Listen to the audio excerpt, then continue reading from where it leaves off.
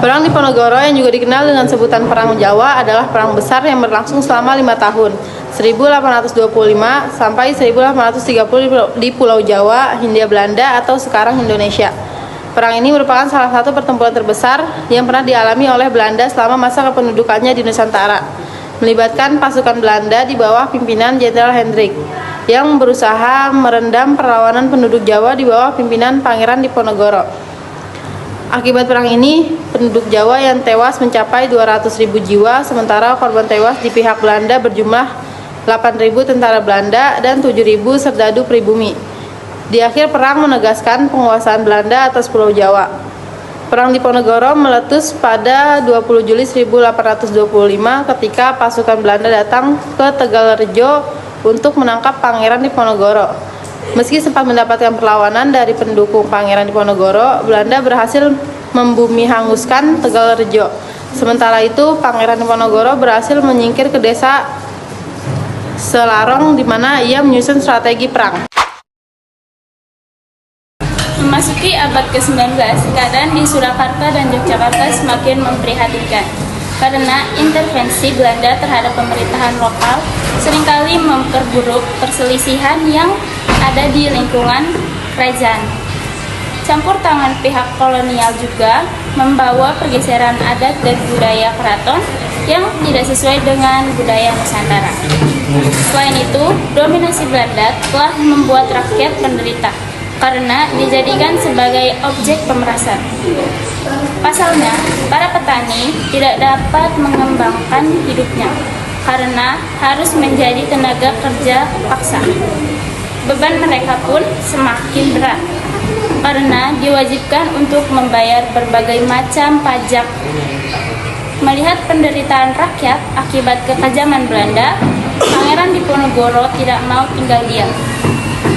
Pangeran Diponegoro yang memiliki nama asli Raden Mas Ontowiryo adalah putra Sultan Hamengkubuwono III yang pada awalnya memilih untuk tidak ikut campur tangan dengan urusan keraton karena ibunya bukan seorang permaisuri. Namun, ketika Belanda dirasa terlalu banyak mencampuri urusan keraton, Pangeran Diponegoro membulatkan tekad untuk melakukan perlawanan. Selain itu, Perang Diponegoro terjadi karena Belanda dengan sengaja menanam patok-patok untuk membuat jalan di atas makam para leluhur Pangeran Diponegoro. Hal itulah yang membuat kemarahan Pangeran Diponegoro memuncak dan menyatakan sikap perang dengan mengganti patok yang dipasang Belanda dengan tombak. Berikut ini beberapa strategi perang Diponegoro. Yang pertama, merencanakan serangan ke Keraton Yogyakarta dengan mengisolasi pasukan Belanda dan mencegah masuknya bantuan dari luar. Yang kedua, mengirim utusan kepada para bupati dan ulama agar bersiap melawan Belanda. Yang ketiga, memilah bangsawan yang dinilai sebagai lawan dan kawan. Yang keempat, membagi wilayah perang dan pertahanan. Penyebab terjadinya Perang Diponegoro. Raden Mas Antawirya adalah putra dari Raden Mas Suraja atau yang nantinya bertahta dengan gelar Sultan HB3. Sang ayah sebenarnya menginginkan Raden Mas Antawirya menjadi putra mahkota. Namun, keinginan Sultan HB3 itu ditolak dengan halus. Lantaran ibunya bukan istri pemalsuri raja, Raden Mas Antawirya merasa tidak berhak duduk di singgasana Yogyakarta meskipun ia adalah anak laki-laki tertua. Selain itu, ia juga tidak terlalu menyukai kehidupan mewah di dalam istana. Sultan HB3 wafat pada 1814 dan digantikan oleh Raden Mas Ibnu Jarot, putra dari istri permaisuri. Saat itu, Raden Mas Ibnu Jarot atau yang kelak bergelar Sultan HB4 masih berusia 10 tahun. Pengaruh Belanda atas keraton semakin kuat di saat istana sedang labil lantaran Sultan HB4 masih kecil. Muak atas situasi itu, Raden Mas Antawirya memutuskan keluar dari keraton dan kemudian tinggal di kediaman neneknya di wilayah Tegalrejo, Yogyakarta. Dari sinilah perlawanan Raden Mas Antawirya alias Pangeran Diponegoro terhadap Belanda bermula. Sagemon dalam buku Pahlawan Diponegoro Berjuang 1957 menjelaskan terdapat beberapa alasan mengapa Pangeran Diponegoro berusaha melawan.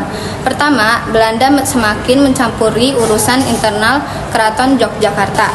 Alasan kedua, akibat pengaruh Belanda, beban pajak yang ditanggung rakyat menjadi sangat berat dan rencana Belanda membangun jalan kereta api yang melewati makam leluhurnya membuat Pangeran Diponegoro mantap melakukan perlawanan. Kronologi dan tokoh Perang Jawa. Anthony Hendrik Sismar, residen Yogyakarta yang merupakan orang Belanda, berniat membangun jalan kereta api. Rencana ini ditentang oleh Pangeran Diponegoro lantaran rel kereta api tersebut mengenai area kediaman leluhurnya di Tegalrejo.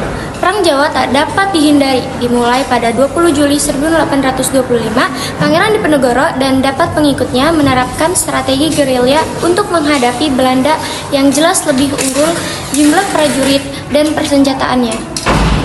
Kubu Pangeran Diponegoro bermarkas di pedalaman Goa Selarong, suatu kawasan pegunungan di wilayah Pajangan, Bantul, yang terletak sekitar 26 km ke arah barat daya dari Keraton Yogyakarta.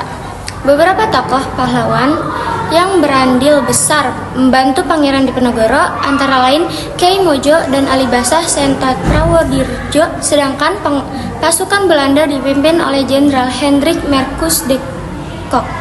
Pasukan Diponegoro selalu bergerak, masuk keluar hutan, naik turun gunung, dan menjelajahi banyak wilayah dari Yogyakarta, Jawa Tengah, sampai Jawa Timur.